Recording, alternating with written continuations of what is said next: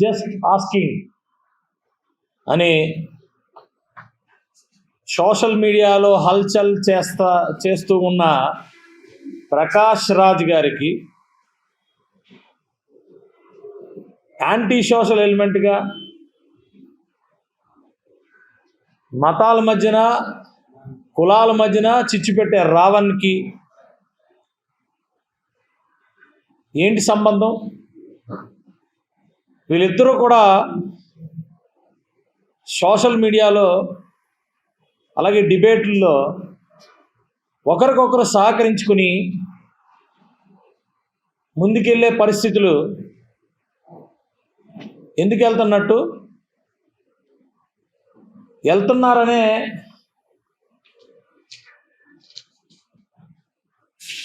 పూర్తి ఇన్ఫర్మేషన్ అలాగే ప్రూఫ్లతో సైతం మా దగ్గర ఉన్నాయి. ఇది పూర్తిగా కుట్రపూరితమైన డిబేట్స్. ఈ ఆంధ్రప్రదేశ్ రాష్ట్రంలో కులాల మధ్యన మతాల మధ్యన చిచ్చు పెట్టడం కోసం వీళ్ళు ముందు పెట్టుకొని వెనకాతల ఆడిస్తున్న వారు ఎవరో బయటికి రావాలి. వాటిని కూడా మేము బయటికి పెడతాం. వీళ్ళిద్దరూ కుమ్మక్కయి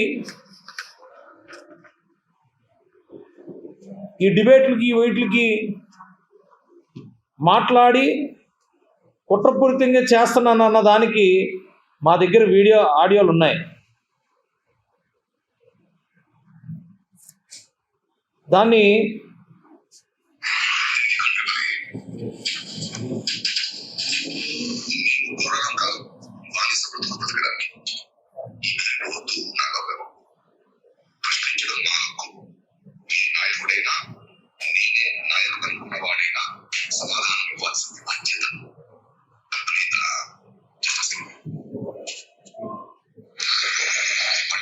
పారిపోయిన వాడిని ఎందుకు అరెస్ట్ లేదు?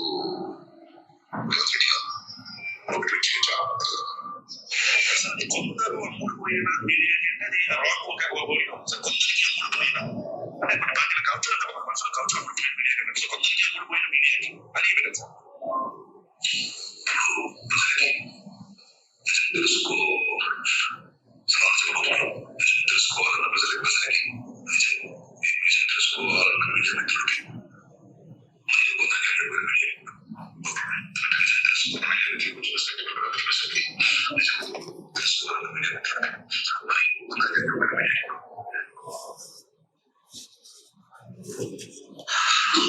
మీరు ఒక లింక్ పంపిస్తాను సార్, యూట్యూబ్ లింక్ దాని మీద జస్ట్ క్లిక్ చేస్తే డైరెక్ట్ జాయిన్ అనే ఒక బటన్ చూపిస్తుంది.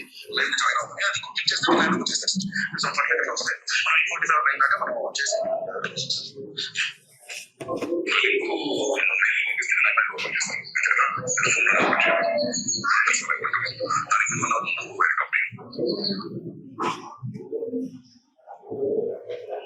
మీరు చూసారు కదా ఒకరికొకరు ఎలా సహకరించుకుంటున్నారో. ఇది ప్రూఫ్స్ ఎలా సహకరించుకుంటున్నారో. జస్ట్ ఆస్కింగ్ అని చెప్పి ప్రకాష్ రాజు పవన్ కళ్యాణ్ గారి మీద ఏది పడితే అది మాట్లాడుతూ ఉంటాడు. ఆయన ఈ రాష్ట్రంలో లా అండ్ ఆర్డర్ని ఎలాగైనా డిస్టర్బ్ చేయాలనే కుట్రపూరితమైన పరిస్థితుల్లో వీళ్ళిద్దరూ ఒకరికొకరు ఎలాంటి సహకరించుకున్నారో మీ అందరికీ తెలియాలి. అందుకనే ఈరోజు మేము ముందుకు వచ్చాం.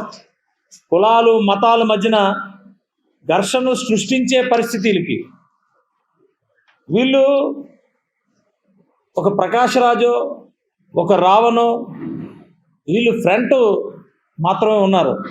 బ్యాక్ ఎవరున్నారో కూడా మేము బయట పెడతాం.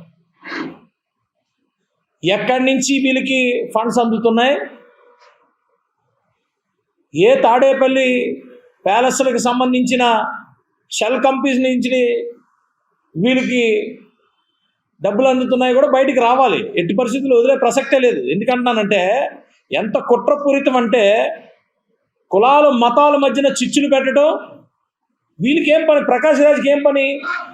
రావణ్తో అంత మాట్లాడాల్సిన పనే వచ్చిందని అడుగుతున్నా. జస్ట్ ఆస్కింగ్ అని మాట్లాడతాడు కదా, ఏదో పెద్ద ఈయన ఒకడే పెద్ద మేధావిలాగా జస్ట్ ఆస్కింగ్ అని మాట్లాడతాడు కదా. మరి జస్ట్ ఆస్కింగ్ మాట్లాడినప్పుడు 1924 మధ్యలో మన విశాఖపట్నంలోనే డాక్టర్ సుధాకర్ గారు, ఒక దళిత డాక్టర్ సుధాకర్ గారు, మరి జగన్మోహన్ రెడ్డి గారి పూర్తిగా ఆయన దీని మీద కదా ఆల్మోస్ట్ చనిపోయిన పరిస్థితి ఇక్కడ. అప్పుడు ఎందుకు లెగలేదంటాను జస్ట్ ఆస్కింగ్. అలాగే జగన్మోహన్ రెడ్డి గారి శిష్యుడు అనంతబాబు ఒక దళిత యువకుడిని డ్రైవర్ని చంపి ఇంటికి డెలివరీ చేసినప్పుడు ఈ జస్ట్ ఆస్కింగ్ ప్రకాష్ రాజ్ ఎందుకు ముందుకు రాలేదని అడుగుతున్నా. ఆ రోజు ఎందుకు జస్ట్ ఆస్కింగ్ ఎందుకు అడగలేదు ఆ రోజు జగన్మోహన్ రెడ్డిని? ఈరోజు ఎందుకు గుర్తొచ్చినాయి? కులాలు మతాలు మధ్యన వీళ్ళు చిచ్చు పెట్టడానికి వీళ్ళు కోఆర్డినేట్ చేసుకుంటున్నారు ఒకరికొకరు. రావణ్ ఎవడు, ప్రకాష్ రాజ్ ఎవరు? వీళ్ళిద్దరికి మధ్యలో లింకులు ఏంటి? ఈ కోఆర్డినేషన్ ఏంటి? ఈ డిబేట్లు ఏంటి? ఎవరిని మీరు మోసం చేస్తున్నారు? ఎవరిని మీరు ఇది చేయాలనుకున్నారు? ఎవరు చెబితే మీరు ఇవన్నీ చేస్తున్నారు? అన్నీ కూడా బయట పెట్టే పరిస్థితి. ఎవరిని వదిలే ప్రసక్తి లేదు. 100% చట్టం తన పని తను చేసుకుంటూ వెళ్తుంది. ఎట్టి పరిస్థితుల్లో మేము పోలీస్ డిపార్ట్మెంట్ కూడా గట్టిగా మీరు గట్టిగా విచారించండి అని చెప్పి అడుగుతా ఉన్నాం. పవన్ కళ్యాణ్ గారు ఒక పక్కన ఇన్ని సంవత్సరాల నుంచి పాపం రోడ్లు లేక డోలీల మీద వెళ్తున్న ప్రాంతాలు అన్నిటికి ఈరోజు రోడ్లు వేస్తే జస్ట్ ఆస్కింగ్ ప్రకాష్ రాజ్కి కనపడలేదా? పంచాయతీ రాజులో ఈరోజు నేషనల్ అవార్డ్స్ వస్తున్నాయి. పంచాయతీల్లో మేము మా ఎమ్మెల్యే మా పరిధిలో ఉన్న పంచాయతీలన్నీ ఎంత బీభత్సంగా ట్రాన్స్ఫార్మ్ అవుతున్నాయి, ఎంత అద్భుతాలు సృష్టిస్తున్నాయి, అవార్డులు తీసుకుంటున్నాం, నేషనల్ అవార్డ్స్. ఒక్కొక్క పంచాయతీ చాలా క్లియర్గా ముందుకెళ్తున్నాం. Panchayati Raj department, RWS department, forest department ఎన్నో తీసుకొస్తే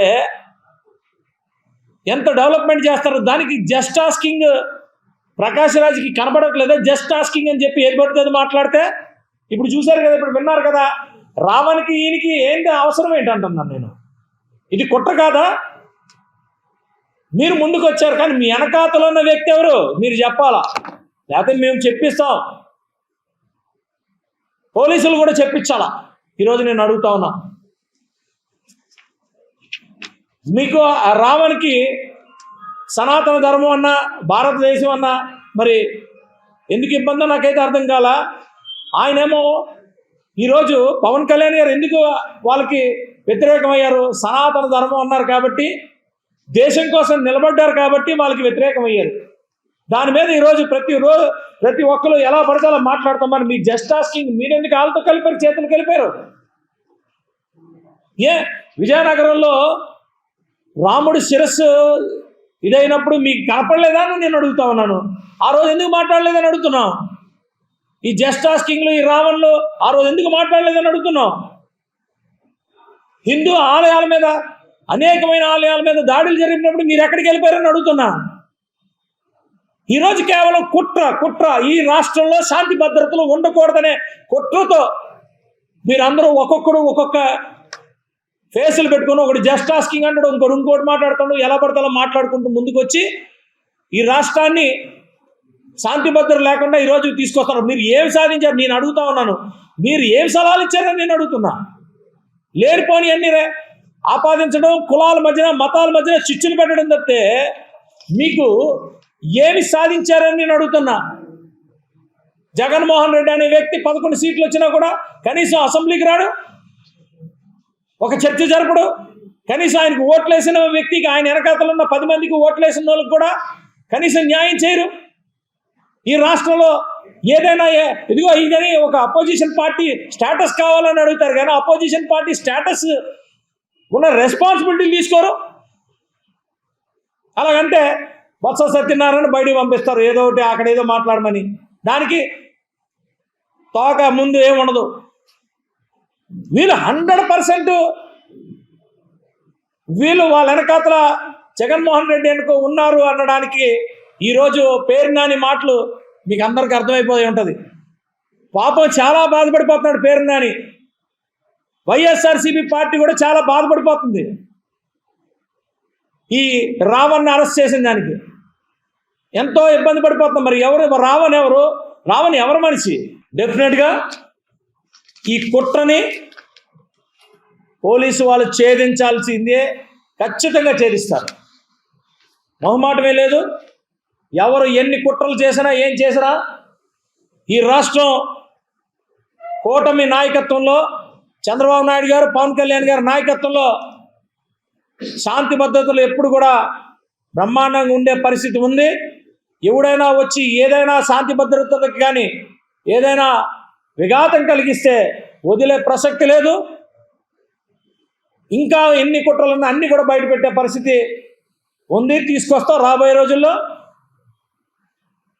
ఈ కుట్రలు బయట పెట్టడం కోసం ఈరోజు నేను మీడియా ముందుకి రావడం జరిగింది. జై హింద్.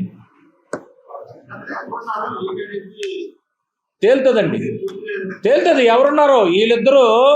ప్రకాష్ రాజు జస్ట్ ఆస్కింగ్ అంటాడు, ఇతను వచ్చి సనాతన ధర్మాలు లేవు అవి లేవని మతాల మధ్యన ఈ రావణ్ వచ్చి చిచ్చు పెడతామంటాడు. వీళ్ళిద్దరూ కోఆర్డినేట్ చేసుకునిందే కదా నేను మీకు ఆడియోలు మీకు చూపించింది. వీళ్ళిద్దరికి ఏం సంబంధం అండి? అంతే కదా మరి వాళ్ళే కదా ఈ రాష్ట్రంలో శాంతి భద్రతల్ని ఇది చేసి విఘాతం కలిగించి దాని నుంచి అడ్వాంటేజ్ తీసుకోవాలనే కదా ఈరోజు పరిస్థితి అంతా.